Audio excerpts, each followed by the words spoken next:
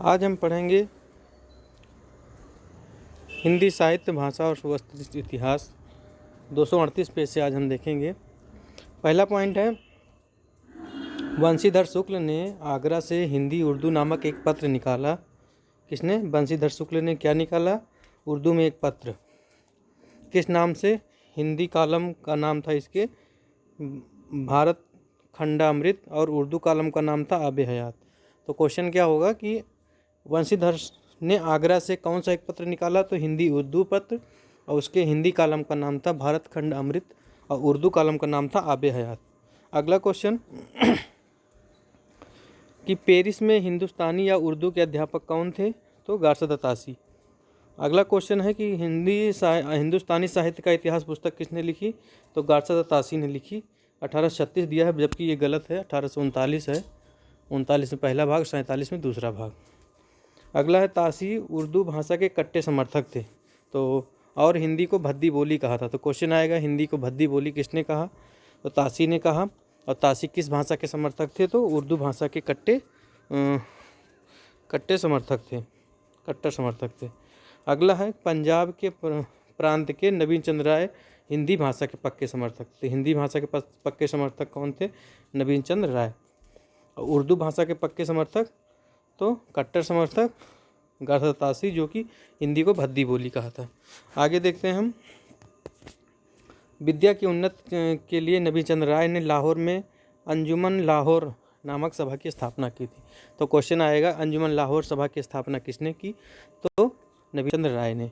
अगला क्वेश्चन है, नवीन चंद्र ने लाहौर में स्त्री शिक्षा का प्रचार प्रसार कैसे किया? जोरों से किया। आगे है, शुक्ल जी ने पंजाब के श्रद्धाराम फुल्लौरी को अपने समय का सच्चा हिंदी हितैषी और सिद्धहस्त लेखक माना है।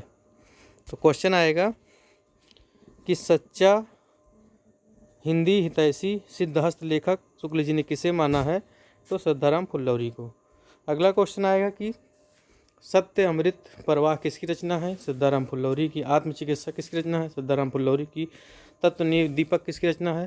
श्रद्धाराम फुल्लौरी की। और धर्म रक्षा और उपदेश संग्रह और शतोपदेश, तो श्रद्धाराम फुल्लौरी की कौन कौन सी रचनाएं हैं? सत्य अमृत प्रवाह, जो कि गद्य में है, सबसे इम्पोर्टेंट बात। और पद्य में क्या क्या है? आत्मचिकित्सा, तत्वदीप, धर्म रक्षा, उपदेश संग्रह और शतोपदेश। तो याद रखना है कि सत्य अमृत प्रवाह जो है श्रद्धाराम फुल्लौरी की, वो कैसी है? गद्य रचा है। तो यहाँ पे दो लोग हैं, कन्फ्यूजन हो जाता है हमको। एक श्रद्धाराम फुल्लौरी है, एक नवीन चंद्र राय। तो नवीन चंद्र राय पंजाब के थे और श्रद्धाराम फुल्लौरी जो थे ये कहाँ काम किए थे? नवीन चंद्र राय भी पंजाब के थे और श्रद्धाराम फुल्लौरी भी पंजाब के, और ये दोनों लोग थे। और नवीन चंद्र राय ने अंजुमन लाहौर की स्थापना की थी और श्रद्धाराम फुल्लौरी जो थे ये रचनाएं की थी। आगे आएगा कि श्रद्धाराम फुल्लौरी की प्रसिद्ध आरती कौन सी है? ओम जय जगदीश हरे। हम लोग बार बार गाते हैं। ओम जय जगदीश हरे किसकी है? श्रद्धाराम फुल्लौरी की। राजेंद्र प्रसाद सितारे हिंद को देखते हैं। इनका जन्म कब हुआ? 1823 में, मृत्यु हुई 1895 में। और ये भारतेंद्र के गुरु थे। सबसे इम्पोर्टेंट क्या था ये कि ये भारतेंद्र के गुरु थे। आगे है, इनका शिक्षा विभाग में इंस्पेक्टर कब नियुक्त हुए? तो 1856 में शिक्षा विभाग के इंस्पेक्टर नियुक्त हुए। इनकी प्रमुख रचनाएं हैं, राजा भोज का सपना सबसे इम्पोर्टेंट रचना, आलसियों का कोड़ा, इतिहास तिमिरनाशक, मानव धर्मसार, वीर सिंह का वृत्तांत, उपनिषद सार, भूगोल हस्तमलक भी पूछता है, वाम मनोरंजन है, वर्णमाला है, स्वयंबोध है, विद्यांकुर है, भाषा का इतिहास लेख है, गुटका है इनका, जिसमें राजा सितारे हिंद, लक्ष्मण सिंह और रानी की कहानी छपी थी। और गुटका के हिंदुस्तान के पुराने राजाओं का हाल और सिखों का उदय और अस्त। एक बार फिर से देखते हैं इनकी कौन कौन सी रचनाएं हैं। राजा भोज का सपना, आलसियों का कोड़ा, इतिहास तिमिरनाशक, मानव धर्मसार, वीर सिंह का वृत्तांत, उपनिषद सार, भूगोल हस्तमलक, वामा मनोरंजन, वर्णमाला, स्वयंबोध, विद्यांकुर, भाषा का इतिहास, गुटका, हिंदुस्तान के पुराने राजाओं का हाल और सिखों का उदय और अस्त।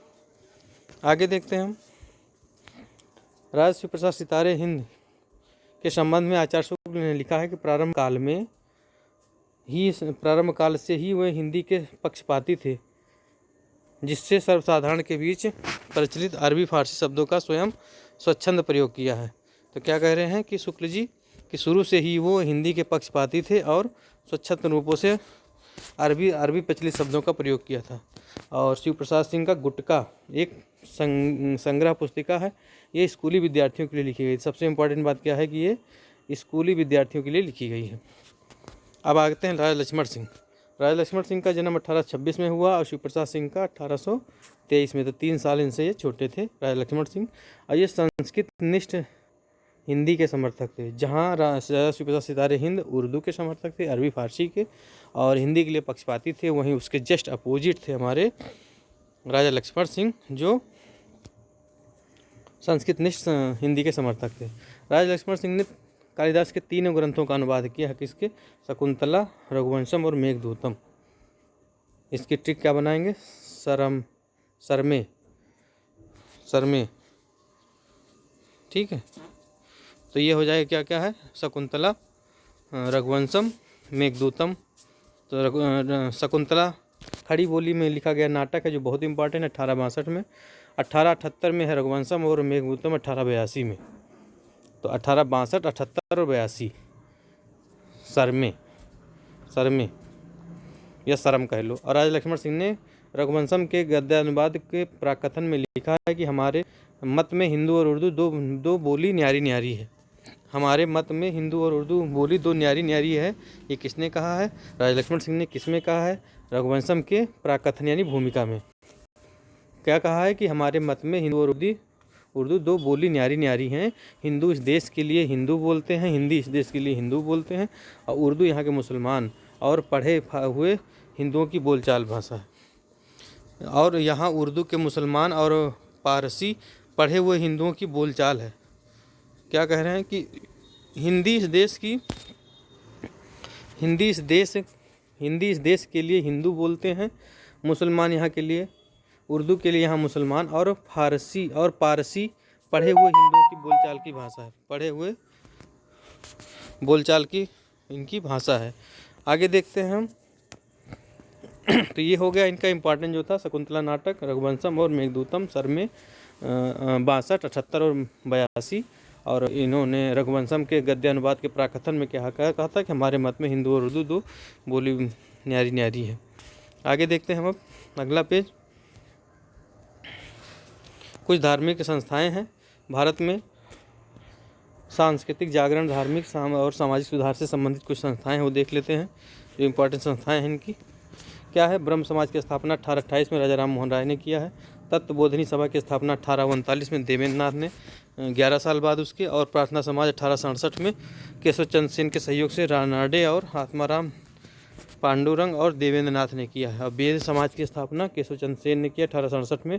प्रार्थना समाज की स्थापना में भी केशव चंद्र के सहयोग से रानाडे और आत्माराम देवनाथ ने किया है। तो प्रार्थना समाज और वेद समाज की स्थापना दोनों कब हुई थी? दोनों एक साथ हुई है।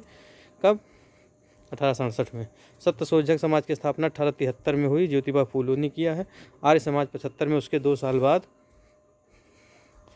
दयानंद सरस्वती ने किया है। और थियोसोफिकल सोसाइटी 1882 में है, वुलाटवस्की और कर्नल टाड ने किया था, जो कि विदेशों में किया था, यहाँ भारत में नहीं। और रामकृष्ण मिशन की स्थापना 1897 में स्वामी विवेकानंद ने किया है। तो देखते हैं। ब्रह्म समाज 1828 राजा राम मोहन राय। तत्वबोधिनी समाज 1839 देवेंद्र ठाकुर। प्रार्थना समाज 1867 केशव चंद्र के सहयोग से रानाडे और आत्माराम देवेंद्र नाथ। और वेद समाज की स्थापना 1867 केशव चंद्र सेन ने किया है। सत्यशोधक समाज की स्थापना 1873 ज्योतिबा फूले ने किया है। आर्य समाज की स्थापना 1875 दयानंद सरस्वती ने किया है। थियोसोफिकल सोसाइटी 1882 में वुलाटवस्की और कर्नल अलकाट ने किया है। रामकृष्ण मिशन की स्थापना 1897 में स्वामी विवेकानंद ने किया है। आगे देखते हैं। हिंदी नाटक का विकास। हिंदी नाटक का विकास सबसे इम्पोर्टेंट। अब देखते हैं हिंदी नाटक का विकास आगे हमारे में। आचार्य शुक्ल ने लिखा है कि विलक्षण बात यह है कि आधुनिक गद्य साहित्य की परंपरा का प्रवर्तक किससे हुआ है? नाटकों से। किससे हुआ है? नाटकों से। क्या कहा है कि विलक्षण बात यह है कि आधुनिक गद्य साहित्य की परंपरा का प्रवर्तन नाटकों से हुआ, शुक्ल जी ने कहा है। अब हम देखते हैं प्रस्तोता, मूल नाटक, भाषा और मूल नाटककार। तो दशरथ ओझा ने गए सुकुमार रास को कहा है, जो कि अपभ्रंश भाषा में देल्हड़ इसके मूल नाटककार हैं। तो दशरथ ओझा ने किसको माना है मूल नाटक? गए सुकुमार रास को पहला नाटक माना, जो कि अपभ्रंश भाषा में देल्हड़ ने लिखा है। और गणपत चंद्र गुप्त ने किसको माना है? तो गोरक्ष विजय को माना है, जो कि मैथिल में विद्यापति का है। और बच्चन सिंह ने किसको माना है? बच्चन सिंह और शुक्ल दोनों लोग आनंद रघुनंदन को मानते हैं। और ये दोनों कैसी भाषा में? ब्रज भाषा में। और विश्वनाथ सिंह की रचना है। किसके? महाराज विश्वनाथ सिंह की रचना है। और भारतेंद्र किसको मानते हैं? नहुस को मानते हैं, जो कि इनके पिता की रचना है। ये भी ब्रज भाषा में है। तो फिर से देख लेते हैं एक बार, इंपॉर्टेंट है। तो दशरथ ओझा ने किसको माना है? गए सुकुमार रास को, जो कि अपभ्रंश में है देल्हड़ कवि। और गणपत चंद्र गुप्त जो है गोरख विजय मैथिल में विद्यापति। और बच्चन और शुक्ल जी हैं दोनों आनंद रघुनंदन ब्रज भाषा में महाराज विश्वनाथ सिंह की। और भारतेंद्र हरिश्चंद्र जो है वो नहुस को मानते हैं, जो कि उनके पिता की स्वयं की रचना है, गिरधर दास गोपाल चंद्र की। अब हम देखते हैं एक और फैक्ट है कि भारतेंद्र हरिश्चंद्र ने अपने पिता गिरधर दास मूल नाम गोपाल चंद्र कृत नहुस 1868 को हिंदी का प्रथम नाटक मानते हैं। राजा लक्ष्मण सिंह के शकुंतला को 1862 को दूसरा, जो भी पढ़े थे 62, 78 और 82 में 3 रचनाएँ किया था। 3 रचनाओं का अनुवाद किया था जो राजा लक्ष्मण सिंह ने, वही है। और तीसरा जो है विद्या सुंदर 1868 अपने स्वयं को मानते हैं। चौथा लाला सिंह निवास के तप्ता स्वयंवर 1883 को चौथा नाटक मानते हैं। तो पहला मानते हैं किसको? नहुस को, जो कि उनके पिता का 1862 में। राजा लक्ष्मण सिंह का शकुंतला को 62 में दूसरा मानते हैं। और विद्या सुंदर 1868 तीसरा मानते हैं स्वयं के हरिश्चंद्र। और चौथा मानते हैं 1883 में तप्ता समरण को मानते हैं। आगे देखते हैं कि भारतेंद्र के अनुसार नहुस नाटक की रचना विशुद्ध नाटक रीति और पात्र प्रवेश आदि नियम रक्षण को ध्यान में रखकर की गई। इसीलिए भारतेंद्र अपने पिता के नाटक नहुस को प्रथम विशुद्ध नाटक मानते हैं। आगे देखते हैं नहुस नाटक कैसा है? तो पद्यबद्ध ब्रज भाषा में। कैसे? पद्यबद्ध ब्रज भाषा में है। आगे देखते हैं खड़ी बोली में 1862 में राजा लक्ष्मण सिंह ने अनुदित नाटक लिखा है शकुंतला, जो कि अभी हम पढ़े हैं, सबसे पहले आता है। तो खड़ी बोली में सबसे पहला नाटक कौन सा है? सबसे पहला खड़ी बोली में यही नाटक है। आगे देखते हैं कुछ नाटक और हैं। तो हिंदी भाषा के प्रमुख अन्य नाटक हैं। प्राणचंद्र चौहान ने ब्रज भाषा रामायण महानाटक 1610 में पहला नाटक है। क्या है? प्राणचंद्र चौहान का नाटक है रामायण महानाटक 1610 में ब्रज भाषा में। रघुराय नागर का है सभा सार 1700 में। और अमानत का है इंद्र सभा 1853 में। तो सबसे पहला नाटक जो मिलता है हमें रिकॉर्ड में वो क्या है? 1610 में प्राणचंद्र चौहान का रामायण महानाटक है। और रघुराय नागर ने लिखा है सभा सार, जो कि 1700 में है ब्रज भाषा में दोनों। अमानत ने इंद्र सेवा लिखा 1853 में, ये भी इसी में है। तो अब हम कुछ क्वेश्चन देख लेते हैं तुरंत जल्दी से। थोड़ा सा क्वेश्चन देख लेते हैं फिर आगे बढ़ते हैं तेजी से। क्वेश्चन अगर बोलेंगे कि बंशीधर ने आगरा से कैसा पत्र निकाला था? तो हिंदी उर्दू पत्र निकाला था, जो कि अंग्रेजी कॉलम में छपता था। किस में छपता था? अंग्रेजी कॉलम में छपता था। और भारत खंडामृत हिंदी का नाम था कॉलम का, और आबे हयात उर्दू कॉलम का। और क्वेश्चन है कि पेरिस हिंदुस्तान में उर्दू के अध्यापक कौन थे? तो गारसा तासी थे। इनकी पुस्तक का नाम हिंदुस्तानी साहित्य का इतिहास। हिंदी को भद्दी बोली किसने कहा? तो तासी ने कहा है। आगे देखते हैं नवीन चंद्र राय हिंदी के पक्के समर्थक थे और कट्टर समर्थक उर्दू के गारसा तासी थे। नवीन चंद्र राय ने अंजुमन लाहौर की स्थापना की थी। और सत्यामृत, आत्मचिकित्सा, तत्वदीप, धर्म रक्षा, उपदेश संग्रह, सतोपदेश किसकी रचना? श्रद्धाराम फुल्लौरी की है। श्रद्धाराम फुल्लौरी की रचना है। एक है जो आरती, कौन सी है वो? ओम जय जगदीश हरे। कौन सी रचना है? ओम जय जगदीश हरे। राजा शिवपाल सितारे हिंद का जन्म कब हुआ है? 1823 में हुआ। राजा लक्ष्मण सिंह का जन्म कब हुआ है? तो 1826 में हुआ है। आलसियों का कोड़ा किसकी रचना है? राजा भोज का सपना, इतिहास तिमिर नाशक, मानव धर्मसार, वीर सिंह वृतांत, उपनिषद सार, भूगोल हस्तमलक, गुटका, हिंदुस्तान के पुराने राजाओं का हाल, सिख का उदय और अस्त, विद्या अंकुर किसकी रचना है? सब शिव प्रसाद सितारे हिंदी की हैं। और प्रारंभ काल में हिंदी के पक्षपाती कौन थे? शुक्ल जी कहते हैं। शिव प्रसाद सितारे हिंद थे, जो सर्वसाधारण से अरबी फारसी शब्दों का स्वच्छंद रूप प्रयोग करते थे। और गुटका किसके लिए लिखी गई? तो स्कूली के लिए लिखी गई है। राजा शिव प्रसाद सिंह की बहुत इंपॉर्टेंट रचना है। राजा लक्ष्मण सिंह का जन्म 1826 बता दिए हैं। इन्होंने शकुंतला, रघुवंश और मेघदूत सरमे, एक बार फिर से बता रहे हैं, सरमे कौन सी है, 62 में और 78 में और 82 में, 282, 62, 78, 82 में रचना किया है। और हिंदी और हमारे मत में हिंदी और उर्दू दो न्यारी न्यारी बोली किसने कहा, लक्ष्मण सिंह ने किसने कहा है, राघवंशम के प्राकथन में ही कहा है। और इन्होंने कहा कि हिंदू लोग बोलते हैं हिंदी और उर्दू मुसलमान लोग बोलते हैं, और फारसी पढ़े लिखे हिंदुओं की बोलचाल की भाषा है। आगे देखते हैं सभा देख लेते हैं जल्दी से। तो ब्रह्म समाज की स्थापना 1828 में राजा राममोहन राय, तत्वबोधि सभा 1839 देवेंद्र नाथ ठाकुर, प्रार्थना सभा 1867 केशव चंद्र सेन के सहयोगी से आत्माराम पांडे और देवेंद्र नाथ, वेद समाज की स्थापना केशव चंद्र सेन स्वयं ने किया 1867 में, सत्यशोधक समाज 73 में ज्योतिबा फूले, आर्य समाज की स्थापना 1875 में स्वामी दयानंद सरस्वती, थियोसॉफिकल सोसाइटी 1882 में उलाट कोवस्की और कर्नल अल्टार्ड, और रामकृष्ण मिशन की स्थापना 1897 में स्वामी विवेकानंद।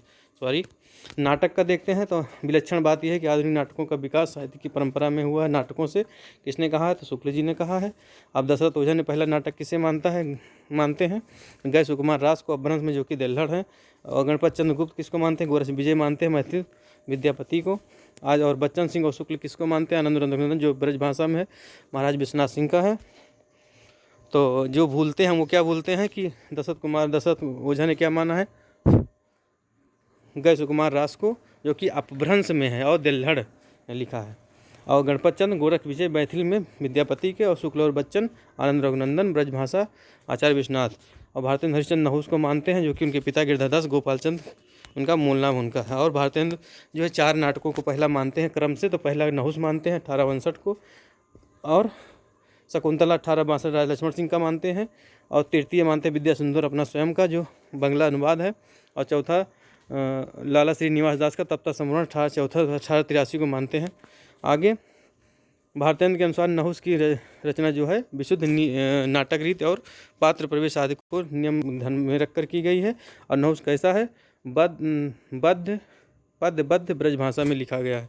और राजा लक्ष्मण सिंह का 1862 में शकुंतला का अनुवाद किया था, जो कि